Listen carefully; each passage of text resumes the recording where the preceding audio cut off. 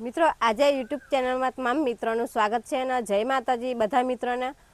આજે કે એવો ઉપાય હું તમને બતાવું છું કે તમે તમારા શરીર ઉપર રૂવાટી આવી જાય એટલે તમે બ્યુટી પાર્લરમાં જતા હોય ને વેક્સ કરાવતા હોય ને તમે મોગી ટ્યુબો લાવીને તમે લગાવો અને વેક્સ કરતા હોય ને અઠવાડિયા પછી તો ફરી પાછી તમારી રૂવાટી આવી જાય છે તો તમારી રૂવાટી એકદમ ફરી પાછી આવે જ ના એવો ઉપાય હું તમને બતાવું તો આપણે એક પપૈયું લીધું છે તો આ પપૈયાનું પેસ્ટ બનાવીને આપણે કઈ રીતના લગાવવાનું છે અને શું અંદર એડ કરવાનું છે એ પણ હું તમને બતાવું પણ તમે વિડીયોમાં બન્યા રહેજો તો આ પપૈયાનું પેસ્ટ બનાવીને તમે તમારી રૂવાટી આવતી હોય એ જગ્યાએ તમે લગાવશો તો જિંદગીભર ફરી પાછી તમારી રૂવાટી આવે જ નહીં તો જીવનભર તમને વેક્સ કરવાથી છુટકારો મળી જશે તો એવો ઉપાય જોરદાર હું તમને બતાવશું પપૈયાના પેસ્ટ બનાવીને તમે લગાવશો એક વાંચી તો વારંવાર તમારે વેક્સ કરવા નહીં પડે ને તમે મોગી ટ્યુબો લાવીને તમે શરીર પર લગાવતા એ પણ લગાવી નહીં પડે ને આ પેસ્ટ તમે એક જ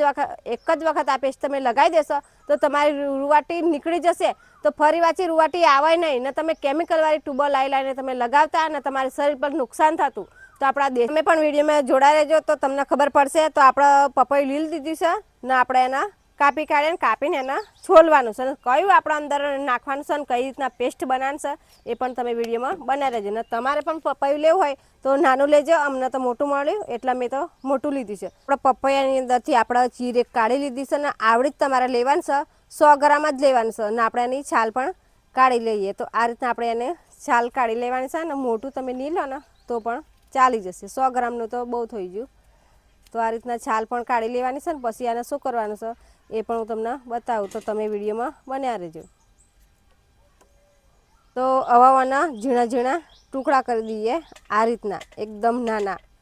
તો આપણું પેસ્ટ મસ્ત બને નકર મોટું રાખશું તો પાછું બને નહીં સારું તો આ રીતના આપણે કડકા કરી નાખીએ તો આ રીતના આપણે જે કેરી લીધેલું પપૈયું એ આપણે આટલા ટુકડા એકદમ ઝીણા કરી લીધા છે અને આની અંદર અમુક જગ્યાએ દૂધ ચોંટી રહે એટલે આપણે એના ધોઈ કાઢીએ ચોખ્ખા પાણીએ તો કમ્પ્લીટ ધોઈ કાઢવાનું ચોખ્ખા પણ એટલે દૂધ અંદર ચોંટી ના રહે કે આપણને નુકસાન પણ ના કરે તો આ રીતના આપણે ચોખ્ખા પાણી ધોઈ કાઢીએ તો જે દૂધ ચોંટેલું હોય એ બધું ધોવાઈ જાય તો આપણે ચોખ્ખા પાણી ધોઈ કાઢીશું અને હવે શું કરવાનું છે આપણે મિક્સરની અંદર નાખીને એનું પેસ્ટ બનાવી દેવાનું છે અને પછી આની અંદર શું નાખવાનું એ પણ હું તમને બતાવું પણ તમે વિડીયોમાં બન્યા રહેજો તો મિત્રો મિક્સરની અંદર આપણે પેસ્ટ બનાવી દીધું છે અને પેસ્ટ આપણે આવું થઈ ગયું છે જે પેલું પપૈયાનું આપણે કાપેલું ને પેલા બધા ટુકડા એનું પેસ્ટ બનાવ્યું છે તો એની અંદર હવે આપણે શું નાખવાનું એ પણ હું તમને બતાવું તો મિત્રો આ પેસ્ટ હજુ બની નહીં હજુ આની અંદર બીજી આઈટમ આપણે ઉમેરવાની છે પણ તમારે આ પેસ્ટ તમારા ચહેરા પર લગાવવાની નથી તમારા હાથે કે પગ કે શરીર પર કોઈ પણ ભાગે તમારે રૂવાટી કાઢવી હોય એ જગ્યાએ તમારે લગાવવાની છે ચહેરા પર લગાવવાની નથી મારે પણ ચહેરાનો વાળ હટાવવા હોય તો એ પણ તમે કોમેન્ટમાં લખી દેજો તો એનો પણ અમે વિડીયો બનાવી દઈશું ને એ પેસ્ટ જુદી જાતનું અમે બનાવશું તો આની અંદર આપણે 1 ચમચી હળદર નાખી દઈએ તો હળદરની અંદર એન્ટીબેક્ટેરિયા હોય એટલે જે આપણા વાળ ઉગતા હોય ને એકદમ લૂઝ કરી દે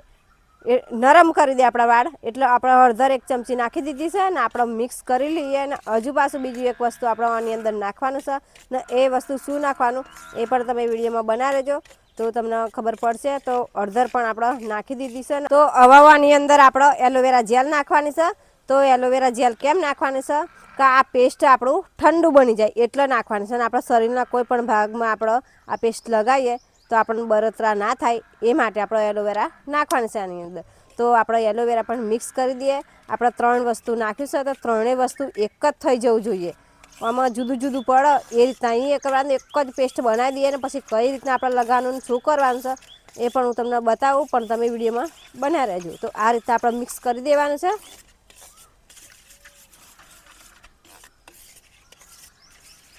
હજુ પણ મિત્રો એક ફેરા હું તમને કહું છું કે આ પેસ્ટ તમારા ચહેરા પર લગાવવાનો નથી તો તમારે હાથે રૂવાટી કાઢવી હોય તો હાથે લગાવજો પગે રૂવાટી કાઢવી હોય તો પગે લગાવજો શરીરના કોઈ પણ ભાગે તમે લગાવજો પણ ચહેરા પર તમે લગાવશો નહીં ને આ પેસ્ટ આપણે કઈ રીતના લગાવવાનું છે જે જગ્યાએ તમારે રૂવાટી કાઢવી હોય એ જગ્યાએ તમારે આ પેસ્ટ લગાવવાનું છે અને 20 થી 25 મિનિટ તમારે રહેવા દેવાની છે ને પછી 20-25 મિનિટ થઈ જાય એટલે પછી કોઈ પણ કપડાથી તમારે નૂખી લેવાનું છે અને પછી ચોખ્ખા પડે તમારા હાથ કે પગ જે જગ્યાએ તમે લગાવ્યો હોય પેસ્ટ એ તમારે ધોઈ કાઢવાનું છે ને પછી તમે જોશો ને તો તમને ગમે એટલી રૂવાટી હશે ને તો આરામથી નીકળી જશે તમને કોઈ પણ તકલીફ પડે નહીં તો આ પેસ્ટથી તમે એક જ વાર રૂવાટી તમે કાઢી નાખીને તો ફરી પાછી તમારી રૂવાટી આવે જ નહીં એટલું જોરદાર આ પેસ્ટ છે આયુર્વેદિક આ પેસ્ટ બન્યું છે ત્યારમાંથી તમે કેમિકલવાળી ટ્યુબો લાવીને તમે લગાવશો વેક્સ કરવા માટે તો પછી 4 થી 5 જ દિવસ તમારી રૂવાટી નહીં આવતી ને પછી તો એનાથી ડબલ રૂવાટી તમને આવી જાય છે. તો અઠવાડિયે તમારે પૈસા ખર્ચવા પડે. તો આ ઘરનો જ પેસ્ટ બનાવીને તમે આ રીતના ઉપયોગ કરશો તો તમારે 1 પણ રૂપિયાના ખર્ચા વગર આ પેસ્ટ તૈયાર થઈ જશે અને તમારી રૂવાટી નીકળી જશે અને ફરી પાછી તમને જીવનભર રૂવાટી આવે જ નહીં. આ પેસ્ટ તમે લગાવીને 2 મિનિટ કે 3 મિનિટ તમે રહેવા દે ને પછી તમે નૂખી કાઢશો ને ચોખ્ખા પાણી તમે ધોઈ કાઢશો તો એમ રૂવાટી નીકળે નહીં. તો આ પેસ્ટ લગાવીને તમારે 20 થી 25 મિનિટ રહેવા દેવાનું છે અને પછી ચોખ્ખા કપડાથી તમારે નૂખી કાઢવાનું છે અને પછી પાણીથી પણ તમારે ધોઈ કાઢવાનું છે. તો આરામથી તમને કોઈ પણ નુકસાન નહીં થાય ને તમારું રૂવાટી નીકળી જશે. તો આ પેસ્ટ લગાવ્યા પછી તમને બળતરા થાય કે ખંજવાળ આવે તો તાત્કાલિક તમારે પાણીથી ધોઈ કાઢવું ને પછી તમારે નારિયેળનું તેલ લગાવી દેવું. તો વિડીયો ગમે તો લાઈક કરજો અને શેર કરજો.